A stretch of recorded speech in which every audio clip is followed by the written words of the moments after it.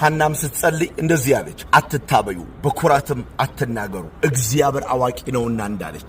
እግዚአብሔር አምላክ ይሄንን ብሎኛል። ይሄንን መልእክት እስኪ አሜን ብላችሁ ተቀበሉ።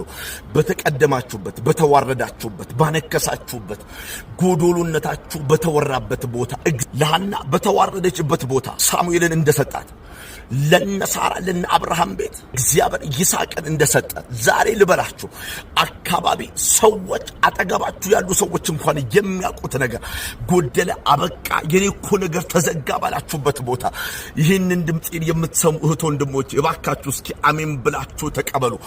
ረፍት የሚሆን ነገር እግዚአብሔር አምላክ ይሰጥሻል። እግዚአብሔር ሐዘናቸውን እንደቀየረ የሆነ ሰው እስኪ አሜን ብሎ ይቀበል። ሐዘናችሁ ይቀየራል፣ ለቅሷችሁ ይቀየራል። እግዚአብሔር አምላክ ውርደታችሁ በክብር ይቀየራል። የሆነ ሰው እስኪ አሜን ብሎ ይቀበል ባካችሁ። ያዘናችሁበት ነገር ተቀየራል። ያለቀሳችሁበት አንገታችሁን ያስደፋውን ነገር እግዚአብሔር ይሄንን ያደርጋል። የሚታይ ነገር በህይወታችሁ ላይ ይሆናል።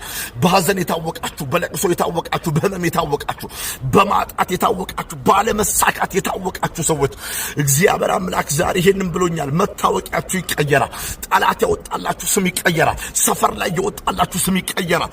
የሆነ ሰው እስኪ ዛሬ ይሄንን መልእክት ብላችሁ ተቀበሉ። ለብዙ ሰዎች ይሄንን መልእክት ሼር አድርጉት። ይባረኩበት። ተባረኩ።